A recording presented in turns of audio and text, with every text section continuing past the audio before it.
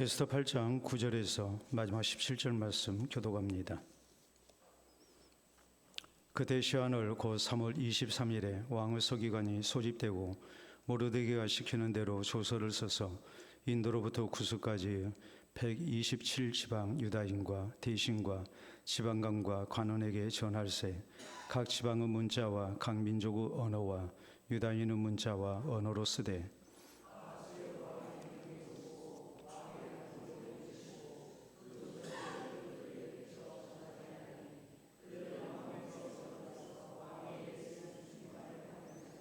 조서에는 왕이 여러 고을에 있는 유다인에게 허락하여 그들이 함께 모여 스스로 생명을 보호하여 각 지방의 백성 중 세력을 가지고 그들을 치려하는 자들과 그들의 처자를 죽이고 도륙하고 진멸하고 그 재산을 탈취하게 하되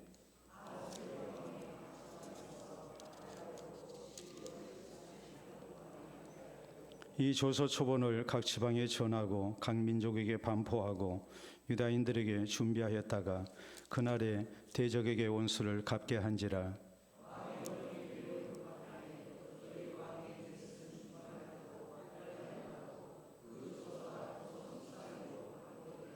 모르드게가 푸르고 흰 조복을 입고 큰 금관을 쓰고 자색 가는 배에 겉옷을 입고 왕 앞에서 나오니 수산성이 즐거이 부르며 기뻐하고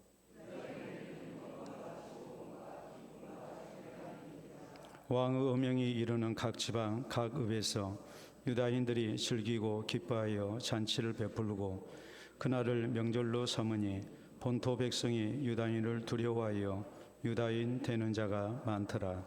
아멘. 오늘 에스더 강의 15번째 시간입니다. 우리나라는 법치국가죠. 법치국가라는 말은 법의 통치를 받는다는 말입니다. 아무리 대통령이 대단한 권세를 가졌다 할지라도 법을 따라야 됩니다. 헌법을 따르지 않으면 이렇게 탄핵당하고 파면당합니다. 법치국가는 바로 그런 특성을 가지고 있습니다. 법이라는 것은 국회에서 이제 제정을 해서 이것이 반포가 될 때 비로소 그 효력을 발생합니다. 아무리 국회에서 좋은 법안이 올라왔고 또 그것을 상임위를 통과해서 그래서 국회에서 의결이 됐다 할지라도 대통령이 거부권을 행사한다 할지 아니면 그 법이 가결이 안 돼가지고 반포가 되지 아니하면 공포되지 아니하면 법으로서의 효력을 발휘하지를 못합니다. 이런 일이 지난 정부에서 많이 있었기 때문에 이제 새로 된 정부에서는 가장 먼저 했던 일이 3대 특검법을 이렇게 이제 통과시키는 일이죠. 대통령이 거부권 행사하지는 아니할 것이고 분명히 통과돼서 우리 국민들의 마음을 참 답답하게 했던 이런 여러 가지 문제들 이제 법적인 그런 이제 집행이 될 것이라고 우리는 기대를 하고 있습니다. 3대 특검법이 뭘까요? 여러분 잘 아시다시피 뭡니까? 먼저 3대 특검법 제일 관심 있는 거 김건희 특검법이죠. 그래서 김건희가 이렇게 주가를 조작하고 또 선거에 개입하고 명품 수수 의혹이 있는 이런 일들에 대해서 전혀 이런 수사가 이루어지지 않고 있는 것, 이제 이런 거에 대한 이제 수사를 이렇게 할 겁니다. 그리고 한 젊은 해병이 이렇게 사고를 당해서 죽었는데 최상병 특검법 그걸 자꾸 덮어버리고 정확한 이런 수사가 이루어지지 않고 진상이 밝혀지지 않는 가운데 책임져야 할 사람들이 책임지지 않는 이런 잘못된 일. 그러면 어느 누구가 자식을 군대 보내겠습니까? 이 나라의 국방이 근본부터 흔들리게 되는 거죠. 그리고 어느 젊은이들이 군에 가려고 하겠습니까? 그렇기 때문에 이 문제가 굉장히 중요한 문제가 되는 겁니다. 아니 이미 죽었는데 뭐 그래 복잡하게 들쓸 수 있느냐? 우리가 그렇게 생각할 일이 아닙니다. 이 나라의 국방의 근본이 무너지는 아주 중요한 문제입니다. 그렇기 때문에 최상면 특검법 이제 통과가 됐습니다. 또 하나 또 우리에게 참 중요한 문제죠. 내란 특검법이 이렇게 발의가 됐고 그리고 이제 통과가 됐습니다. 대통령 하나만 바뀌었지 내란에 어떤 사람이 관여했고 또 어떤 일이 있었는지 이런 것을 우리가 정확히 알지를 못하고 있습니다. 그렇기 때문에 이 문제도 속속들이 이렇게 특검을 통해서 파헤쳐져야 되고 또 거기에 대한 합당한 처벌이 이루어져서 다시는 국헌을 문란시키는 이런 일이 그 누구도 해서는 안 된다는 것이 역사의 교훈으로 남아야 되기 때문에 새 정부에서 이 3대 특검법을 국회 본회의를 통해서 통과했고 대통령 거부권에 이렇게 사용하지 않을 것이고 그래서 이제 공포가 되면 바로 효력 발생이 될 것이라는 그런 기대를 우리가 가지고 있죠. 아무리 좋은 법안이라 할지라도 또 필요한 법안이라 할지라도 이것이 법으로 제정이 되지 않고 공포되지 아니하면 효력이 없다는 것, 이것은 법치국가에서 당연한 일입니다. 근데 법치국가만 그러는 게 아닙니다.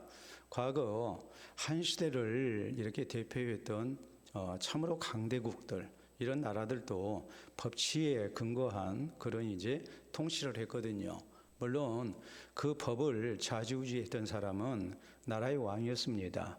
왕이 이렇게 법을 정하고 또 이것을 공포했을 때 이제 그 누구도 이것을 바꾸지 못하도록 왕이 조서에 인장을 짓고 그리고 공포했을 때 이제 나라 안의 모든 백성은 그것을 따라야 했고 왕도 그것을 어겨서는 안 됐습니다. 그래야만이 나라가 질서가 바로 서고 또 통치가 바로 될 수 있었기 때문입니다. 우리는 지난 시간에 하나님의 놀라운 섭리 가운데 이제 대역전이 일어난 일에 대해서 말씀을 하였습니다. 하만이 모르드게와 유다인들을 죽이려고 했는데 오히려 하만이 죽임을 당하죠. 그리고 그의 재산과 권세가 에스더와 모르드게에게 양도가 됩니다. 그러나 하만 한 사람 죽었다고 끝나는 일이 아닙니다. 유다인 멸절에 대한 왕의 조서가 유효하기 때문에 그렇습니다. 지금 3월입니다. 그런데 12월 13일이 되면 이제 유다인들을 죽여도 좋다는, 그리고 그 재산을 이제 빼앗아도 좋다는 그런 왕의 조서가 이미 공포가 됐습니다. 더구나 이 왕의 조서는 왕의 인장으로 도장을 찍었고 그렇기 때문에 이것은 절대로 철회될 수 없는 꼭 지켜야 하는 그런 이제 법이었습니다. 그렇기 때문에 에스더는 다시 한번 왕에게 나아가서 간절히 호소합니다. 그래서 유다인의 자위권을 보장하는 새 조서를 작성하고 반포했다. 이것이 오늘 성경 말씀에 있는 내용입니다. 그렇기 때문에 우리는 오늘 성경 말씀 유다인의 자위권을 보장하는 새 조서가 작성되고 반포되는 과정, 이 과정을 통해서 우리가 이 시대에 살아계신 하나님의 약속을 붙들고 신앙으로 사는 것, 이것이 얼마나 중요한가를 깨달아야 되고 또 이 변치 않는 하나님의 약속을 우리가 놓고 어떤 신앙적인 그런 반응을 보여야 될 것인가, 이것이 오늘 우리에게 주어진 소중한 교훈입니다. 여러분 생각해 보세요.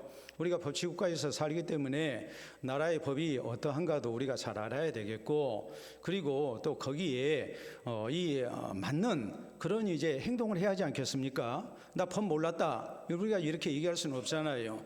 적어도 민주국가의 국민이라면 이 민주국가의 근본이 무엇인가, 헌법이 무엇인가 하는 것을 우리가 잘 알고 거기에 맞는 그런 삶을 살아야죠. 그래야 우리가 법치국가에서 사는 시민이 될 수 있는 것 아니겠습니까? 마찬가지예요. 하나님의 법의 지배를 받는 하나님의 백성으로서 우리 하나님의 말씀 앞에 우리가 어떤 반응을 보이는 것이 바른 신앙적 자세인가, 이걸 우리가 생각할 수 있어야 된다는 말이에요. 자, 유다인의 자유권을 보장하는 새 조서가 작성되고 반포되는 과정, 그리고 이것이 이제 집행되는 과정이 앞으로 나오게 될 텐데, 이런 일련의 과정을 통해서 하나님의 말씀 앞에 우리가 어떤 신앙적 반응을 보여야 될 것인가, 이것이 오늘 우리가 생각해야 할 소중한 내용들이에요. 자, 그래서 우리는 첫째로 왕의 조서의 권위에 대해서 우리가 생각을 해봐야 돼요. 자, 오늘 성경 말씀 거기 보면 이렇게 나와 있죠. 자, 8절에 보면 우리가 지난 시간에 살폈던 내용입니다. 너희는 왕의 명의로 유다인에게 조서를 뜻대로 쓰고 왕의 반지로 인을 칠지어다. 왕의 이름을 쓰고 왕의 반지로 인친 조서는 조서는 누구든지 처리할 수 없음이니라 하니라. 자, 9절. 그때 시한을 곧 3월 23일에 왕의 서기관이 소집되고 모르드게가 시키는 대로 조서를 써서 인도로부터 구스까지 127지방 유다인과 대신과 지방관과 관원에게 전할세 각 지방의 문자와 각 민족의 언어와 유다인의 문자와 언어로 쓰라고 이렇게 말씀을 합니다. 자, 왕의 조서가 이미 반포가 됐습니다. 이것이 반포가 된 가운데 이제 어찌 됐습니까? 도장을 찍었어요. 왕의 인장반지로 도장을 찍고 반포가 됐어요. 이것은 어느 누구도 처리할 수 없어요. 왕이랄지라도 한 번 도장을 찍어서 반포한 조서는 처리할 수가 없는 것이 당시 페르시아 제국, 바사 제국의 법이었어요. 그렇기 때문에 지금 유다인들이 12월 13일이 되면 모두가 멸절당하게 생겼는데 이 부분에 대해서 유다인들이 죽지 않기 위해서 왕의 조서를 철회를 해야 되지만 처리할 수 없으니까 이제 또 새로운 왕의 조서를 만든 겁니다. 그래서 왕이 그것을 모르드게에게 정권을 위임을 했어요. 그래서 이것을 놓고 모르드게가 조서를 쓰고 여기에 왕의 도장을 찍는 거예요. 자, 왕이 자기 반지를 뺏어 줬습니다. 인장반지를 줘서 이 마음대로 조서를 쓰고 거기에 도장을 찍도록 해라. 그리고 반포를 하도록 하라. 그래서 모르드게가 생각해 낸 것이 뭐냐면 유다인의 자유권을 보장하는 조서를 이렇게 쓰게 된 거예요. 이전에 왕명은 뭐였습니까? 유다인이면 무조건 다른 사람들이 죽여도 그리고 재산을 빼앗아가도 저항을 할 수가 없었어요. 근데 이번에 새로 반포되는 조서는 뭐냐면 유다인의 자유권을 인정한 겁니다. 만약에 다른 민족이, 다른 사람이 우리를 공격하면 우리도 거기에 대해서 방어할 수 있고 같이 싸울 수 있고 우리 자신을 지킬 수 있는 그런 자유권이 이렇게 보장되는 그런 조서를 쓰고 도장을 찍은 거란 말이에요. 그래서 11절부터 13절까지 있는 말씀을 보면 자, 거기 이렇게 말이 나오죠. 조서에는 왕이 여러 고을에 있는 유다인에게 허락하여 그들이 함께 모여 스스로 생명을 보호하여 각 지방의 백성 중 세력을 가지고 그들을 치려하는 자들과 그들의 처자를 죽이고 도륙하고 진멸하고 그 재산을 탈취하게 하되 아하스로 왕의 각 지방에서 아달월 곧 12월 13일 하루 동안에 하게 하였고 이 조서 초본을 각 지방에 전하고 각 민족에게 반포하고 유다인들에게 준비하였다가 그날에 대적에게 원수를 갚게 한지라 라고 이렇게 말씀을 해서 유다인의 자유권을 보장하는 새로운 조서가 이렇게 반포가 된 겁니다. 여러분, 그렇기 때문에 우리가 이를 놓고 보면 왕의 조서의 권위가 얼마나 엄청났는가 하는 것을 우리가 알 수가 있죠. 왕의 조서가 한번 반포되면 처리할 수 없어요. 또 왕의 조서는 죽게 된 사람도 다시 살 수 있는 길을 열어줬어요. 그러니까 왕의 조서라는 것이 얼마나 권위 있는가라는 것을 우리가 알죠. 그렇다면 우리가 나라의 법도 우리가 잘 지켜야 되는데 헌법의 권위를 우리가 인정하고 그 헌법의 권위를 따라서 우리가 생활을 해야 우리가 법치국가의 국민으로서 살 수 있는 건데, 여러분, 우리는 하나님 나라의 시민권을 가지고 있는 백성들입니다. 그렇기 때문에 만왕의 왕 대신 하나님의 법의 권위를, 하나님의 말씀의 권위를 우리가 기억을 해야 된단 말이에요. 그리고 이 하나님의 말씀을 믿고 사는 것이 얼마나 우리에게 소중하고 복된가라는 것을 우리가 기억을 해야 돼요. 여러분, 그렇잖아요. 예? 우리가 성경을 보면 창세기 1장 1절에 태초에 하나님이 천지를 창조하시니라. 창조주이신 하나님, 전능하신 하나님을 말씀합니다. 그런데 하나님께서 세상 천지 만물을 어떻게 창조하셨다고 성경은 증거합니까? 말씀으로 창조하셨다. 그래서 우리 하나님의 말씀의 권위가 얼마나 귀한가를 우리에게 말씀합니다. 자, 우리가 창세기 21장에 보면 아브라함의 아내 사라가 이제 아들을 얻었습니다. 그 아들의 이름이 뭡니까? 이삭이죠. 이삭을 얻었는데 이 이삭의 출생에 대해서 성경은 뭐라고 말씀하시는 거 아니?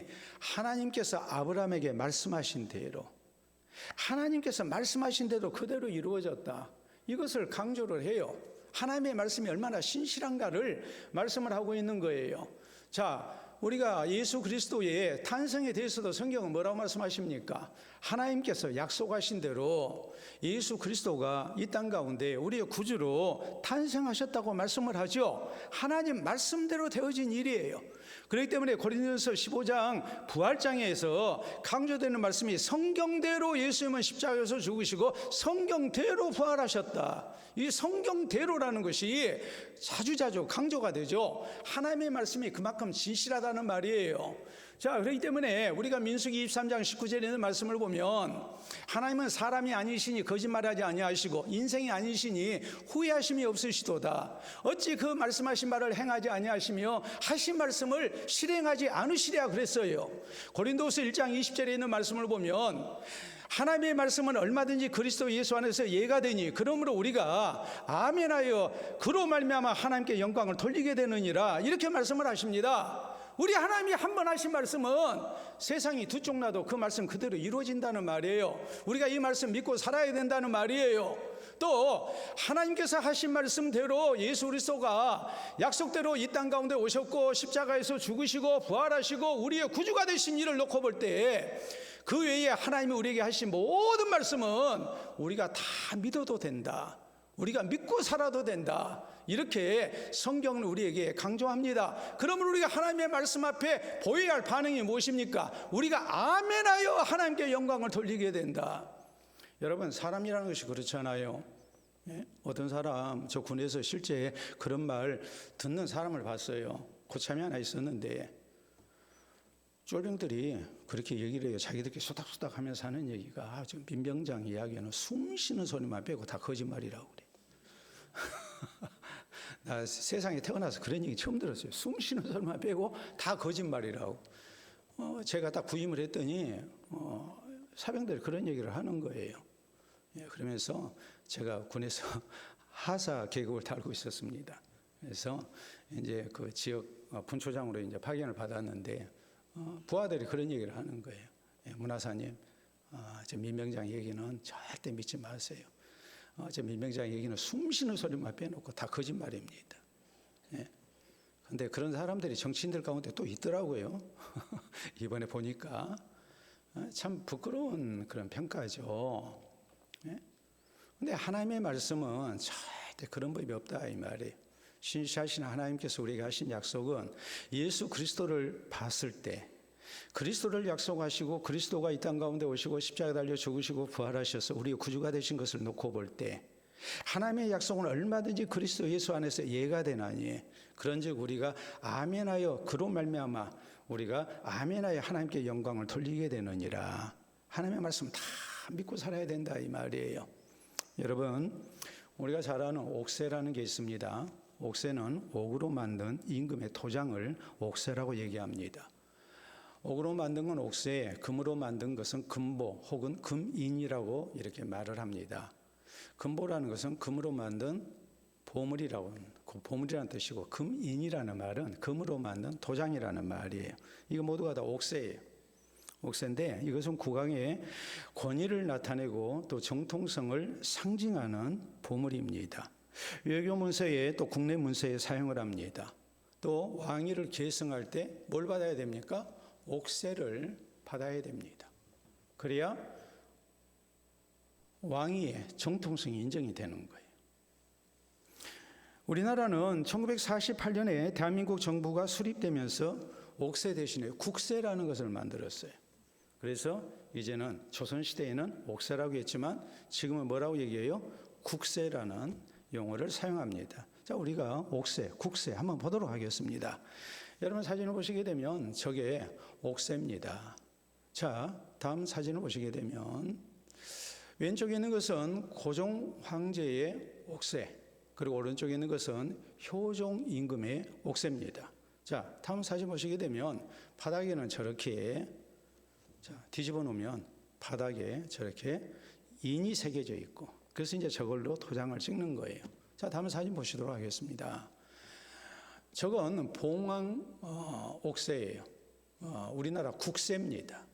봉황으로 이렇게 대통령을 상징하는 봉황을 조각에서 올려놨어요.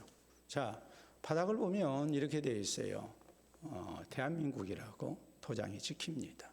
저게 대한민국의 우리나라의 국새입니다. 저게 지켜지면 나라가 두 쪽 나도 다 지켜야 돼요. 저건 변개될 수 없는 거예요. 저걸 도장을 찍어놓고 안 지키면 대한민국이라는 나라의 국격이 떨어지고 말아요.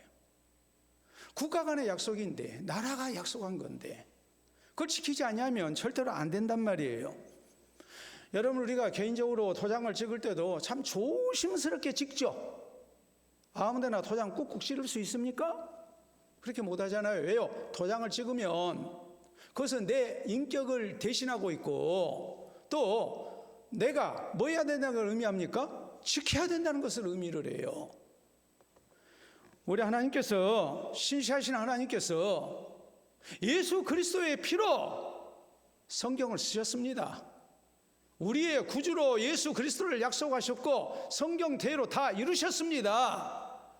그리고 우리에게 주신 모든 약속들, 우리가 그리스도 예수 안에서 얼마든지 다 예가 됩니다. 그러므로 우리가 하나님의 말씀 앞에 아멘하여 영광을 돌리게 되는 겁니다. 이게 하나님 나라의 법치 속에서 사는 하나님의 백성들의 마땅한 모습이 돼야 됩니다. 대한민국 국법도 우리가 잘 지켜야 되지만, 헌법도 잘 지켜야 되지만, 이번 내란 사태를 통해서도 우리는 헌법의 권위에 대해서 새롭게 공부했습니다. 이 대한민국에 있는 나라가 대통령 마음대로 할 수 있는 나라가 아니라 헌법에 근거한, 거기에 준거해서 권한을 행사해야지 마음대로 해서는 안 되는구나. 그래서 헌법재판소가 있는 거구나. 우리가 공부 많이 했잖아요. 그런데 우리는 또 하나님 나라의 백성이란 말이에요. 하늘의 시민권을 가진 사람이란 말이에요. 하늘의 시민권자에게 주어진 헌법이 뭐겠습니까? 그건 하나님의 말씀이에요. 신실하신 하나님께서 우리에게 주신 말씀이에요. 예수 그리스도의 십자가 사건을 통해서 하나님의 약속이 얼마나 진실하고 얼마나 분명한가를 하나님은 우리에게 나타내셨습니다. 이제 우리의 반응이 어떠해야 됩니까? 우리가 진실되게 예수 그리스도를 구주로 믿고 하늘의 시민권자가 됐다면 우리는 하나님의 말씀을 진실되게 믿어야 됩니다. 그 말씀을 따라 살아야 됩니다. 그래서 그 말씀을 통해서 우리에게 약속된 영생과 구원을 얻어야 되고, 또 하나님의 말씀에 순종하는 자에게 약속하신 하나님의 은총을 누리며 사는 하나님 나라의 백성이 되어야 됩니다. 오늘 다시 한번 우리가 하나님의 말씀의 권위가 어떠한가를 다시 한번 우리가 깊이 깨닫고, 신실하신 하나님의 약속을 붙들고 사는, 또 그 말씀 믿고 순종하고 사는, 그래서 하나님께서 약속하신 영육간의 은총 속에 사는 우리 모두가 될 수 있기를 바랍니다. 자, 다음 두 번째로 우리가 생각해야 할 것은, 자, 이제 조서가 이렇게 만들어졌습니다. 조서를 어떻게 해야 되겠습니까? 이제 속히 반포를 해야 되겠죠. 그래서 얼마나 조서를 반포하는데 이제 속도감 있게 진행했는가를 성경은 우리에게 말씀합니다. 자, 9절 말씀 봅니다. 그때 시한월 곧 3월 23일에 왕의 서기관이 소집되고 모르드게가 시키는 대로 조서를 써서 인도로부터 구스까지 127지방 유다인과 대신과 지방관과 관원에게 전할세. 각 지방은 문자와 각 민족의 언어와 유다인은 문자와 언어로 쓰되라고 했습니다. 자, 페르시아제국, 바사제국은 다민족 국가였고 다문화 국가였습니다. 그렇기 때문에 각 나라 말로, 각 민족의 말로 조서를 작성을 한 거예요. 그래서 혹시라도 왕의 조서가 반포됐는데 그걸 모르고서 유다인을 공격하는 일이 있어서도 안 되겠고, 또 유다인은 자기들을 위한 조서가 반포됐는데 이것을 모르고서 맹목적으로 당해서도 안 되겠고, 자기 자유권을 가지고 자기를 지켜야 할 그런 이제 권한이 주어졌으니까 이제 당연히 저항을 해야 하지 않겠습니까? 이것을 알리기 위해서 127지방에 있는 여러 민족들 생각해서 저희가 이해할 수 있는 언어로 조서를 작성을 했다고 이렇게 성경은 말씀을 하고 있어요. 아주 급하게 이제 조서를 작성을 한 거예요. 자, 10절. 아하스로 왕은 명의로 쓰고 왕의 반지로 인을 치고 그 조서를 역졸들에게 붙여 전하게 하니 그들은 왕궁에서 길러서 왕의 일에 쓰는 준말을 타는 자들이라 라고 성경은 말씀합니다. 역졸들에게 왕의 일에 쓰는 준말을 타고 급히 전하게 한 겁니다. 여러분, 왕의 명령을 전할 때 왕이 이 명령을 속히 이제 지방에까지 전할 수 있도록 기르는 준마들이 있었어요. 이 준마라는 것은 보통 역졸들이 사용했던 말들과는 좀 수준이 다른 그런 굉장히 건강하고 또 속도를 낼 수 있는 그런 잘 달리는 말이라는 것을 지금 우리에게 지금 강조를 하고 있죠. 이어지는 말씀들 거기 11절부터 14절까지 우리가 말씀을 보도록 하겠습니다. 조세는 왕이 여러 고을에 있는 유다인에게 허락하여 그들이 함께 모여 스스로 생명을 보호하여 각 지방의 백성 중 세력을 가지고 그들을 치려하는 자들과 그들의 처자를 죽이고 도륙하고 진멸하고 그 재산을 탈취하게 하되 아하스로 왕은 각 지방에서 아달을 곧 12월 13일 하루 동안에 하게 하였고 이 조서 초본을 각 지방에 전하고 각 민족에게 반포하고 유다인들에게 준비하였다가 그날에 대적에게 원수를 갚게 한지라. 왕의 음행이 매우 급함에 역졸이 왕의 일에서는 준말을 타고 빨리 나가고 그 조서가 도성수산에도 반포되니라라고 성경은 말씀을 하고 있습니다. 자, 여러분 우리가 잘 생각하셔야 됩니다. 우리가 성경을 보면 하만이 유다인들을 멸절할 길이를 찾기 위해서 제비를 뽑았습니다. 그랬더니 12월 13일에 나왔습니다. 그런데 그때가 몇 월이었습니까? 그때가 몇 월이었어요? 1월이었거든요. 그런데 이제 12월이 됐어요. 그런데 이제 3월에 전세가 역전되잖아요. 전세가 역전되고 난 다음에 이제 모르드게는 굉장히 마음이 급해요. 그래서 빨리 서기관들을 불러다가 자기가 하는 말을 받아쓰게 하고 이것을 각 민족의 언어로 쓰게 하고 그리고 왕의 일에 쓰는 준마 이 말들을 타고 역졸들에게 127지방 제국 구석구석까지 이렇게 널리 알리게 한 거예요. 그런데 이때가 언제냐? 3월 23일이에요. 그러면 12월 13일까지는 대략적으로 지금 몇 개월 남았습니까? 9개월이 남았습니다. 9개월이 남았으니까 좀 여유를 부릴 수도 있잖아요. 12월 13일에 유다인을 멸절하라는 기존의 왕의 조서가 반포가 되어 있는 상황인데 지금 당장 안 해도 유다인들이 멸절 당합니까? 안 당합니까? 안 당하죠. 왜요? 아직도 9개월 남았잖아요. 근데 모르드게는 1분 1초가 급해요. 서기관들을 불러다가 빨리 조서를 쓰고 그리고 왕의 일에 쓰는 준말을 타고 역졸들에게 빨리 알리라고. 그래서 급히 이렇게 제국 내에 모든 백성들이 알 수 있도록 이것을 반포했다. 이것이 지금 14절까지 말씀의 내용이에요. 왜 그랬을까요? 여러분 생각을 해보세요. 만약에 반포가 안 되면 그동안에 유다인들은 굉장히 불안하겠죠. 또 멸시당하고 살겠죠. 그런 일이 있어서는 안 되잖아요.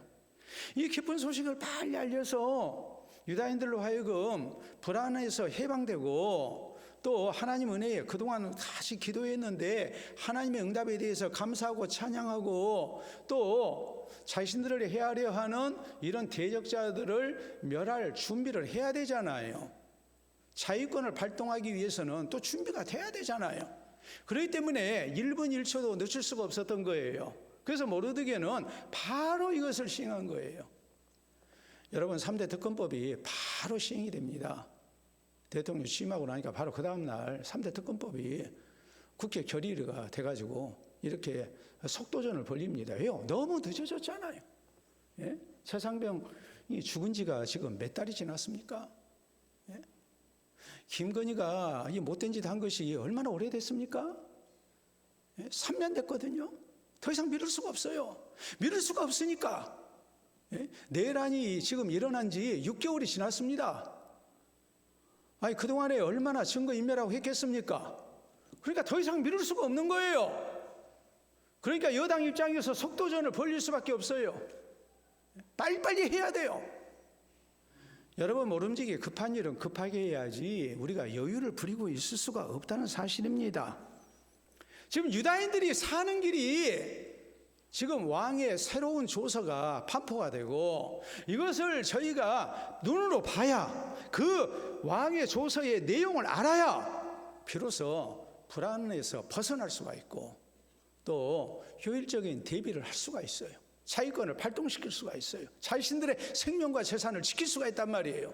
그렇기 때문에 이렇게 급하게 모든 일을 이제 추진을 하고 있는 거예요. 9개월이 남았지만 단 한순간도 늦추지 않습니다.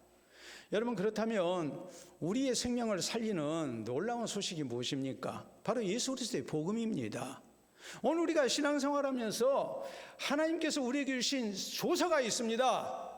하나님께서 우리에게 첫 번 주신 조서는 하나님의 말씀대로 살지 아니하면 죄 지으면 다 죽는다는 조서입니다. 그런데 새로운 조서가 예수 그리스도를 통해서 우리에게 반포가 됐습니다. 그것이 무엇입니까? 예수 그리스도의 십자가의 대속 사역을 통해서 우리가 예수님을 구주로 믿기만 하면 구원 얻는다는 놀라운 소식입니다. 우리의 생명을 건질 수 있는 이 놀라운 하나님의 두 번째 조서가 반포가 됐습니다.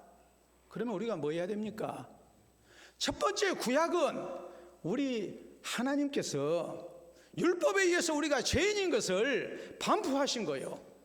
두 번째 하나님께서 우리에게 내리신 조서는 바로 신약입니다. 하나님이 약속하신 예수 그리스도를 통해서 우리가 구원 얻는다는 놀라운 소식이란 말이에요. 그렇기 때문에 우리가 뭐 해야 돼요? 이것을 빨리 믿고 우리가 또 이것을 빨리 급한 마음으로 우리가 전해야 돼요. 그래서 참으로 많은 생명들을 구원하는 데 쓰임을 받는 성도가 돼야 되고 교회가 돼야 됩니다. 우리 하나님께서 소돔성을 멸하실 때에 롯에게 내게 속한 자를 다 이끌어내라고 그랬습니다. 여러분, 다 이끌어내라고 그랬는데 거기 보면 롯이 밤중에 두 딸과 정혼한 사이들에게 찾아갑니다. 날 새고 찾아간 게 아니에요. 뭐 가로등이 있습니까? 랜턴이 있습니까? 근데 한밤중에 찾아가죠. 왜요? 급하니까. 여러분, 요한복음 4장에 수가성에 죄 많은 여인이 예수 그리스도가 메시아인 것을, 하나님이 약속하신 그리스도인 것을 알았습니다. 이것을 동네 사람들한테 전해야 되겠습니다. 예수님이 전하라고 말씀하신 게 아닙니다. 나를 왕따시킨 사람들이요, 물론 내 잘못이 먼저입니다. 그러나 동네에서 왕따당한 여인이잖아요. 이 왕따당한 여인이 물을 기르러 우물가에 왔다가 예수님을 만나고 예수님을 통해서 예수님이 하나님이 약속하신 그리스도라는 것을 압니다. 예수님을 구주로 믿었습니다. 그때 여인의 반응이 어떻게 나옵니까? 물동이를 우물가에 버려두고 동네로 뛰어들어가는 겁니다. 그리고 메시아가 우리 마을에 오셨다고, 내가 메시아를 만났다고 이렇게 외치지 않습니까? 여러분, 고넬료가 성령의 지시하심을 따라서 베드로 사도를 청에다가 예수 그리스도의 복음에 대해서 듣습니다. 그런데 고넬료가 자기가 먼저 들어보고 그게 진짜고 믿을만 하면 가족에게 전하고 친구에게 전하고 아는 사람들에게 전하겠다고 생각했습니까? 아니죠. 베드로 사도가 오기 전에 이미 전해가지고 사람들 모아놓고 예수님을 이 베드로 사도를 기다리고 있지 않습니까? 너무나도 중요한 말씀이니까. 죄인이 살 수 있는 길이, 죄와 허물로 죽은 자들이 살 수 있는 생명의 복음이 외쳐지기 때문에 이것을 한순간도 늦추지를 못한 겁니다. 우리가 미국의 대부 또 석유왕 록펠러를 잘 압니다. 잘 알지는 못하죠. 그러나 록펠러가 누군지는 알아요. 그렇죠? 저도 록펠러 잘 몰라요. 나 록펠러가 누군지는 알아요. 그런데 이 록펠러가 석유 사업을 통해서 엄청난 거부가 됐는데 그가 세웠던 회사가 스탠더드 회사입니다. 스탠더드 오일 회사인데 여기 아치볼드라는 신입사원이 입사를 했어요. 그런데 얼마 후에 이 아치볼드라는 신입사원의 별명이 한 통에 4달러가 됐어요. 한 통에 4달러라는 말은 이 스탠더드 오일 회사의 광고 문구예요. 기름 한 통에 몇 달러? 방금 얘기했잖아요. 기름 한 통에 몇 달러? 4달러. 그런데 왜 한 통에 4달러라는 별명이 이 아치볼드라는 신입사원의 별명이 되고 말았느냐? 그건 다른 게 아니라 이 아치볼드라는 사원이 만나는 사람들에게 얘기하기를 스탠다드 오일 한 통에 4달러입니다. 한 통에 4달러입니다. 계속 그렇게 얘기를 해요. 말 그대로 명함을 주고받으면서도 한 통에 4달러입니다. 그렇게 계속 얘기를 해요. 그런데 이 사람이 또 한 가지 특징이 뭐냐면 출장을 가가지고 호텔에 묵게 되면 호텔 숙박부에 이름을 써야 되잖아요. 근데 거기에다가 뭐라고 쓰냐면 한 통에 4달러 스탠다드 오일 아치볼드라고 딱 썼어요.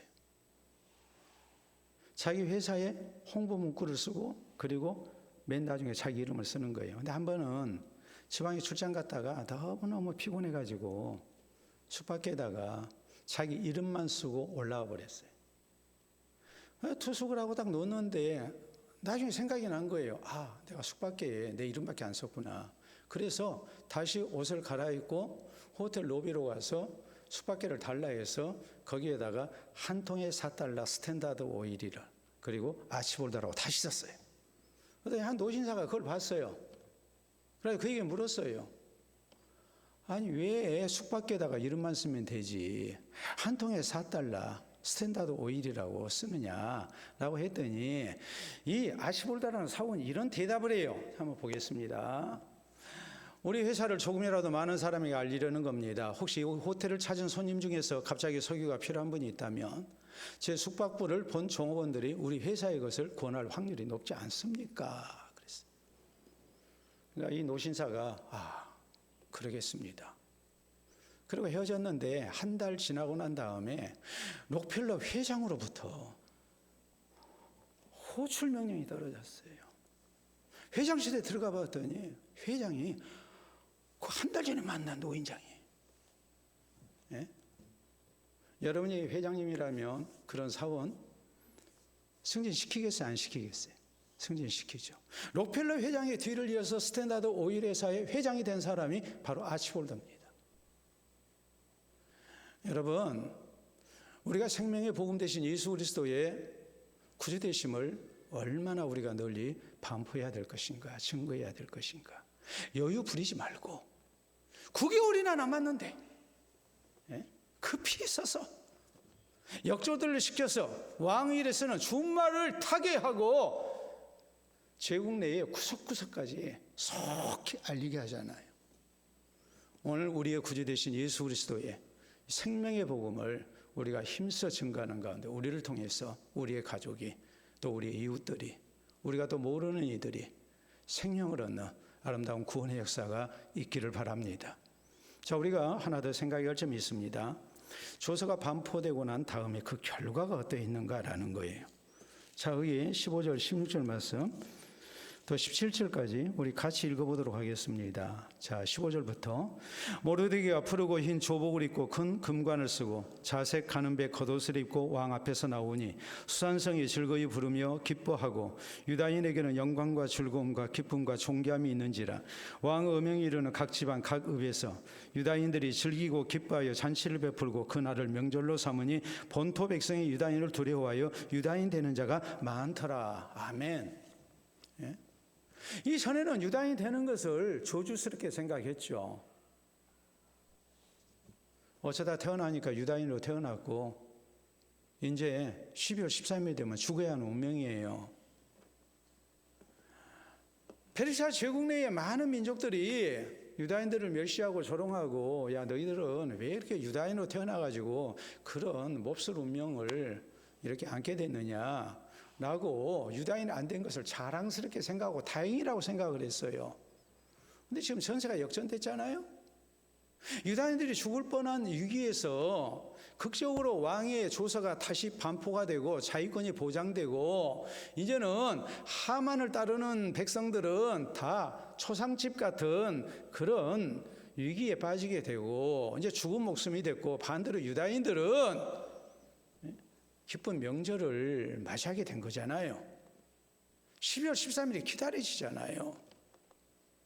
하나님께서 나타내신 일이 참 하나님 어쩌면 우리가 이렇게 이방 땅에서 고생을 해야 됩니까? 원망스러운 일이었는데 하나님의 놀라운 은혜 속에서 섭리 속에서 전세가 역전이 된 거예요. 그리고 슬픔이 변해서 기쁨이 된 거예요. 그러니까 크게 기뻐하고 이날을 명절로 지키기로 결의를 한 거예요. 그리고 그날을 손꼽아 기다리는 거예요.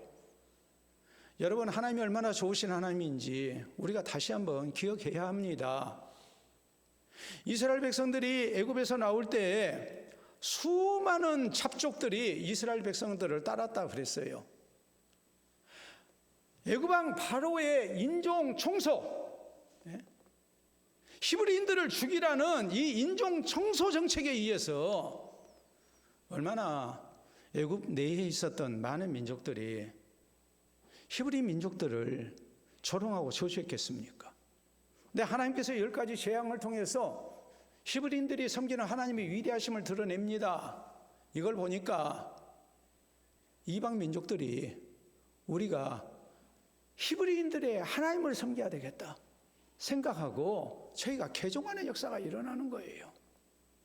여러분, 바울과 실라가 예수 그리스도의 복음을 증거하다가 잡혀서 매맞고 그리고 감옥에 갇힙니다. 참 원망스럽죠? 왜 하나님이 이렇게 힘들게 하시는지 그런 생각 들지 않겠습니까? 그런데 저희가 하나님 앞에 기도하고 찬송합니다. 그럴 때 지진이 일어났고 놀랍게 간수상을 비롯해서 많은 사람들이 구원 얻는 역사가 일어납니다.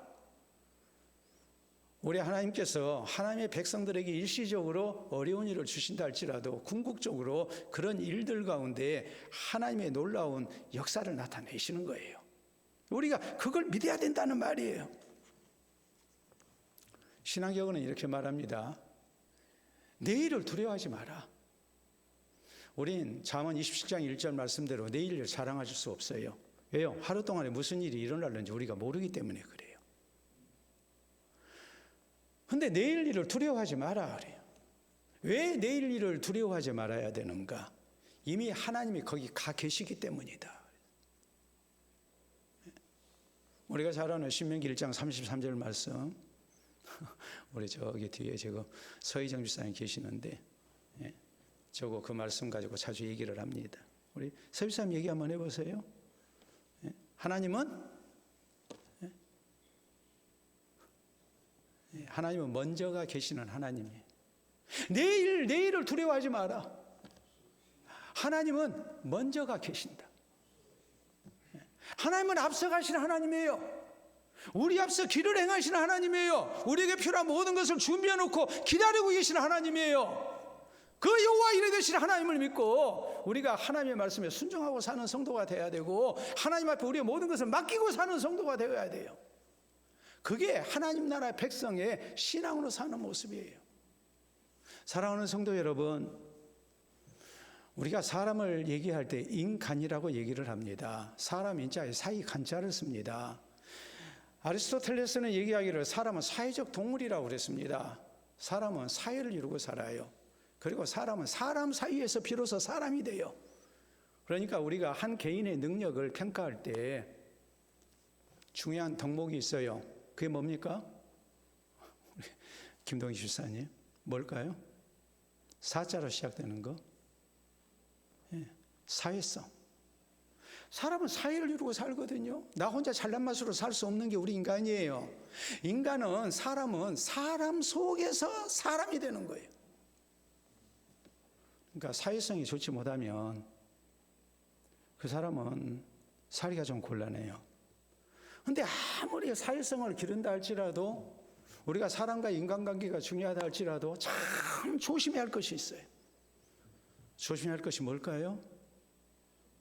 돈 꿔주는 거 조심해야 되겠죠. 근데 돈 꿔주는 것보다 더 조심해야 할 건 뭘까요? 뭘까요? 보증 서는 거, 도장 찍는 거. 보증 서는 것은 곤란해요. 부모 자식 간에도 보증은 함부로 서줄 수 없고 형제 간에도 보증은 함부로 서줄 수 없고 참 친한 친구 사이에서도 보증은 함부로 서줄 수 없습니다. 보증을 서달라는 얘기를 듣는 순간 이미 거리가 멀어지기 시작합니다. 세상이 믿고 사는데 충분치 않기 때문에 그래요. 그러나 사랑하는 성도 여러분, 우리를 예수 그리스도 안에서 구원하신 하나님은 우리가 충분히 믿을 수 있는 신실하신 하나님이에요. 하나님은 예수 그리스도의 십자가의 사건을 통해서 신실하신 하나님을 친히 보증하셨어요. 이 하나님을 믿고 사는 성도는 하나님께서 구원의 길을 보증하셨고 또 하나님의 놀라운 은혜의 길을 보증하셨습니다. 그러면 우리가 어떻게 해야 되겠습니까? 하나님의 약속을 믿고 사는 성도가 되어야 됩니다. 하나님의 약속을 믿고 살 때 하나님께서는 우리를 영육간에 하나님의 약속하신 복으로 인도하심을 보증하셨습니다. 생명의 복음을 우리가 믿고 살아야 됩니다. 이것을 우리가 급히 증거해야 됩니다. 그럴 때 구원의 역사를 하나님은 또 보증하셨습니다. 이 놀라우신 하나님의 보증 앞에 우리의 신앙이 아름답게 응답돼야 됩니다. 왕의 조서가 다시 반포됐을 때 유다인의 자유권을 보장하는 왕의 조서가 다시 반포됐을 때 놀라운 반응들이 나타났습니다. 우리 역시 마찬가지입니다. 하나님께서 우리에게 생명의 길을 또 은총의 길을 또 우리가 세상 가운데서 하나님의 복을 누리고 사는 길을 하나님은 반포하셨습니다. 보증하셨습니다. 이 하나님의 보증을 우리가 굳게 믿고 이 하나님의 말씀 앞에 약속 앞에 우리가 진실된 믿음으로 아멘하고 우리가 주의 말씀대로 사는 성도가 되어야 됩니다. 또 열심으로 우리가 주의 복음을 증거해야 됩니다. 그래서 주께서 보증하신 아름다운 은총을 우리가 허락받고 또 이 은총을 보다 많은 사람들에게 증거해서 저희가 하나님의 은혜 가운데 거하게 하는데 먼저 된 자로서 귀하게 쓰임받는 우리 모든 성도들이 또 우리 교회가 될 수 있기를 바랍니다. 우리 함께 기도합니다.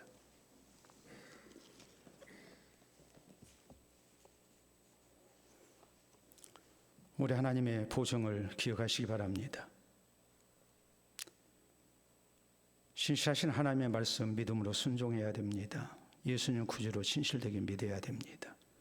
또 좋으신 하나님께서 우리에게 합력하여 선한 결과 주실 것 보증하셨음을 기억하고 주의 말씀 앞에 아멘해야 됩니다. 다시 한번 하나님의 보증 앞에 진실된 모습으로 아멘할 것을 다짐하는 기도가 우리에게 있기를 바랍니다.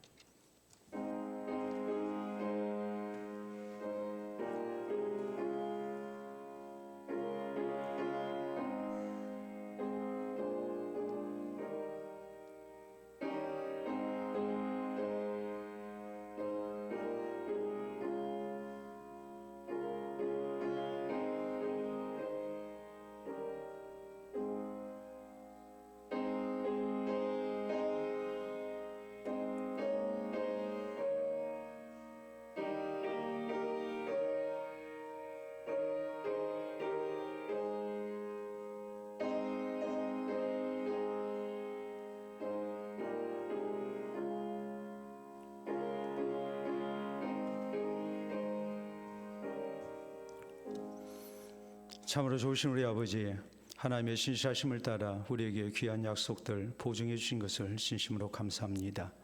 주의 약속의 말씀을 믿고 사는 자에게 하나님의 아름다운 복을 약속하시고 보증하시고 예수 그리스도를 진실되게 구주로 믿는 자에게 구원과 천국의 영생을 보증해 주신 것을 진심으로 감사합니다. 또 우리의 모든 삶 속에 합력하여 선한 역사를 이루심을 또 보증해 주신 것도 감사합니다. 이 하나님의 보증된 약속을 믿고 우리가 진실된 모습으로 주를 경외하며 주의 말씀을 따라 살게 하시고 믿고 살게 하시고 또 하나님 앞에 모든 것 맡기고 살기를 원합니다. 그래서 살아계신 하나님의 약속을 믿는 자들에게 주시는 하나님의 놀라운 은혜를 우리가 체험하게 하시고 또 힘있게 이 좋으신 주님을 증거하며 예수 그리스도의 생명의 복음을 증거하는 우리 모두 되게 해 주시옵소서. 예수님 이름으로 기도하옵나이다. 아멘.